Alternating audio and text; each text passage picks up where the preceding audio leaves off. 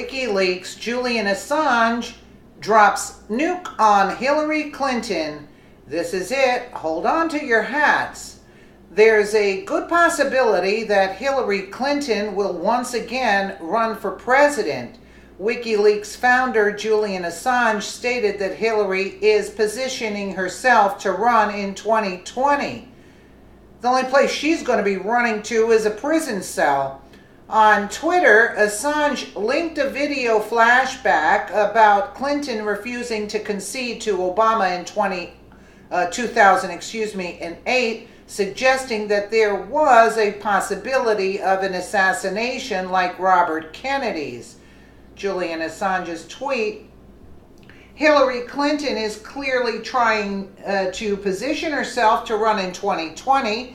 Such ambition knows no odds. Recall that she bet on Obama's assassination rather than concede in 2008. And this is a rather 10-minute long video, but let me read the rest of it and you can watch as much of it as you'd like. Assange also quoted an October 2016 tweet from Hillary's official account, which reads, "Happy birthday to this future president." You know, that's why one of the reasons she didn't win, because of her arrogance, actually. The tweet included a picture of Hillary as a young girl.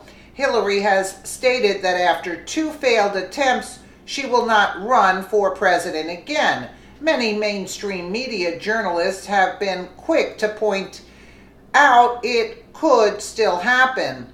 The Washington Post's Michael Breen's wrote that Hillary Clinton would be well positioned to win in a rematch. Are you kidding me? Breen's better have his head checked. Breen said that she might not be an official candidate right now, but the political winds can change. I mean, what are these people talking about at this point?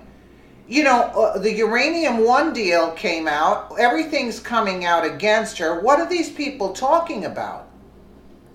American history is full of presidential contenders who lost elections, then went on to become a candidate again in future elections.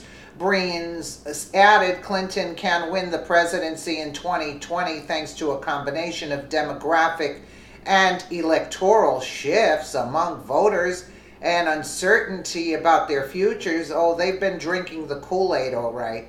The Chicago Tribune's Douglas McKinnon, who worked successfully on 3 winning presidential campaigns, agreed with Brennan's? This is crazy, folks. I don't know what to make of this article. Hillary Clinton likely sees an opening in 2020 for another presidential run, writes McKinnon, adding that the Democratic Party is starting to recognize the real signs popping up that Hillary Clinton still is a political force to be reckoned with, and that a path could be cleared for her in 2020. Well, if she doesn't croak before that, but I'm saying, what are they talking about? Clueless Hillary needs to retire to a safe zone with her snowflake followers and not run for president again. Yeah, but what is all of this? I mean, she's about to go to jail for all of this that came out. I don't know. You know, you guys can watch as much as you want of this because this is a 10-minute clip. A special comment on Senator Clinton's assassination remark to the editorial board of the Argus Leader newspaper of Sioux Falls, South Dakota. Once again, it was this. Asked if her continuing fight for the nomination against Senator Obama hurts the Democratic Party, she replied, quote, "I don't, because again, I've been around long enough. You know, my husband did not wrap up the nomination in 1992 until he won the California primary somewhere in the middle of June, right? We all remember Bobby Kennedy was assassinated in June in California. You know, I just don't understand it. You know, there's lots of speculation about why it is." The comments were recorded and we showed them to you earlier and they are online as we speak. She actually said those words. Those words, Senator, you actually invoked the nightmare of political assassination. You actually invoked the specter of an inspirational leader at the seeming moment of triumph for himself and a battered nation yearning to breathe free, silenced forever. You actually used the word assassination in the middle of a campaign with a loud undertone of racial hatred and gender hatred and political hatred. You actually used the word assassination in a time when there is a fear, unspoken but vivid and terrible, that our again troubled land and fractured political landscape might target a black man running for president. or a white man or a white woman. You actually used those words in this America, Senator, while running against an African-American man whom against the death threat started the moment he declared his campaign. You actually used those words in this America, Senator, while running to break your greatest glass ceiling and claiming there are people who would do anything to stop you. You, Senator, never mind the implications of using the word assassination in any context relative to Senator Obama. What about you? You cannot say this. The references, said her spokesperson, were not in any way weighted. The allusions, said Mo Alethe, are, quote, historical examples of the nominating process going well into the summer, and any reading into it beyond that would be inaccurate and outrageous. I'm sorry, there is no inaccuracy. Not for a moment does any rational person believe Senator Clinton is actually hoping for the worst of all political calamities. Yet the outrage belongs not to Senator Clinton nor her supporters, but to every other American. Firstly, she has previously bordered on the remarks she made today, then swerved back from them and the awful skid they represented. She said in an off-camera interview with Time on March 6th, primary contests used to last a lot longer. We all remember the great tragedy of Bobby Kennedy being assassinated in June in LA. My husband didn't wrap up the nomination in 1992 until June, also in California. Having a primary contest go through June is nothing particularly unusual. We will see how it unfolds as we go forward over the next 3 to 4 months. In retrospect, we failed her when we did not call her out for that remark, dry and only disturbing inside the pages of a magazine. But somebody obviously warned her of the danger of that kind of rhetoric.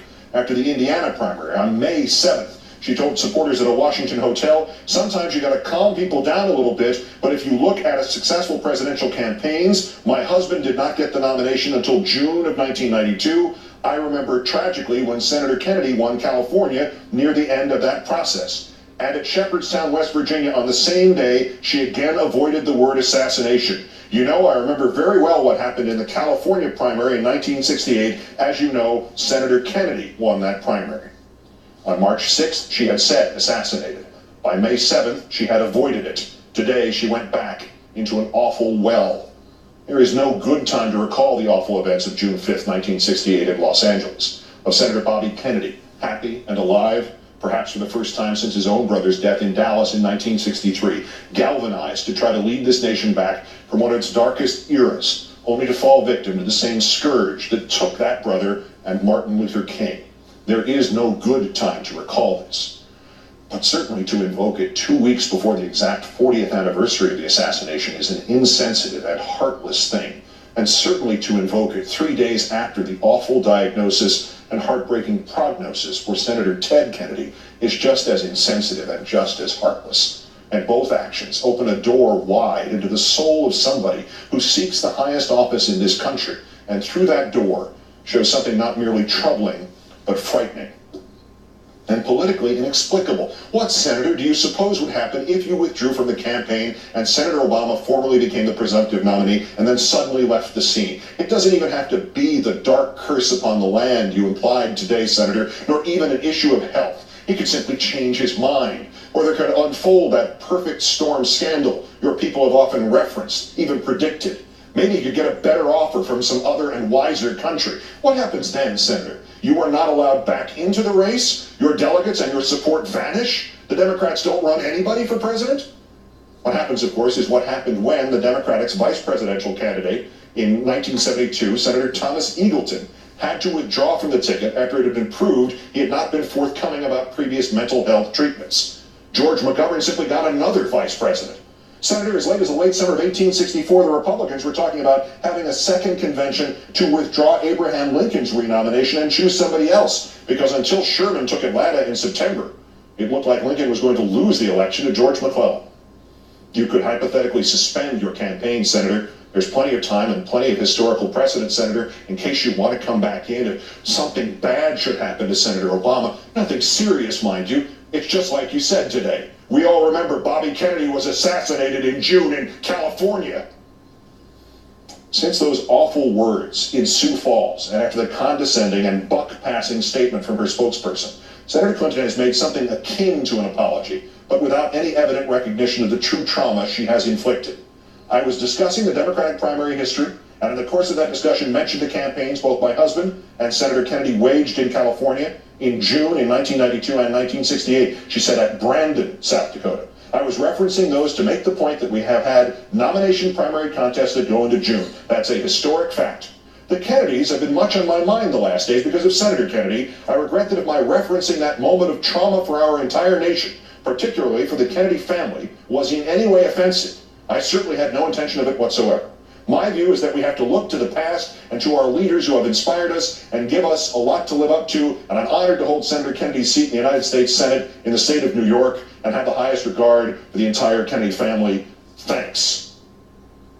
Not a word about the inappropriateness of referencing assassination.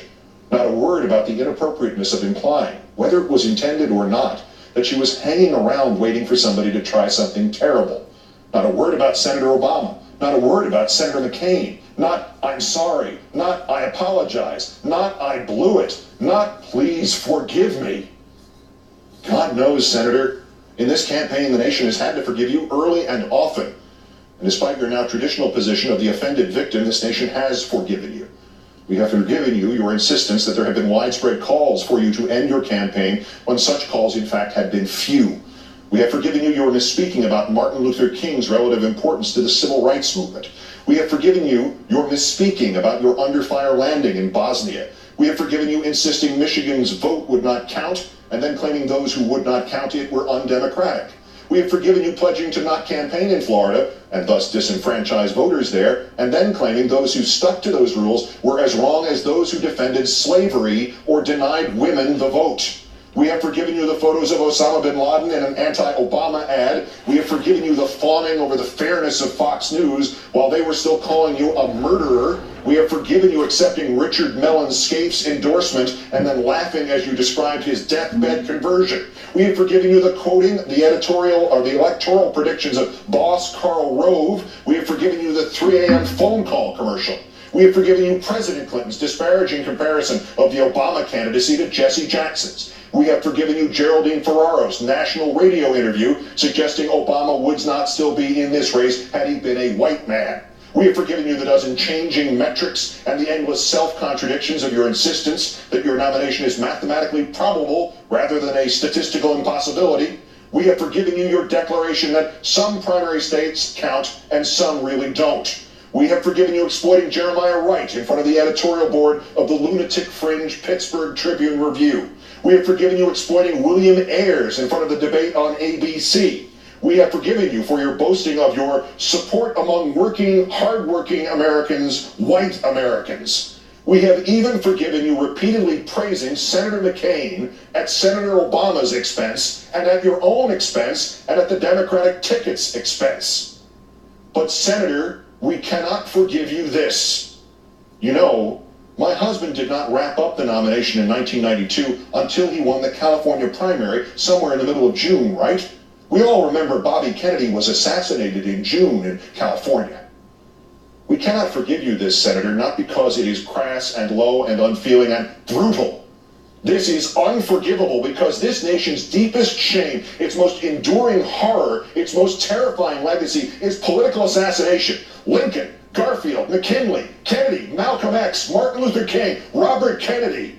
And for the grace of the universe or the luck of the draw, Reagan, Ford, Truman, Nixon, Andrew Jackson, both Roosevelts, even George Wallace. The politics of this nation is steeped enough in blood, Senator Clinton. You cannot and must not invoke that imagery anywhere, at any time. And to not appreciate immediately, to still not appreciate tonight just what you have done today, is to reveal an incomprehension about the America you seek to lead.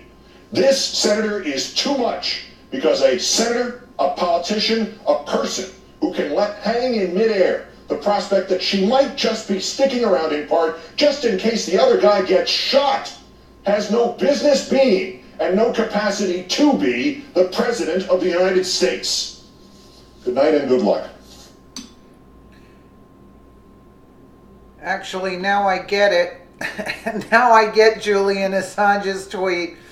Let me know what you guys think in the comments below. And again, thank you so much for watching.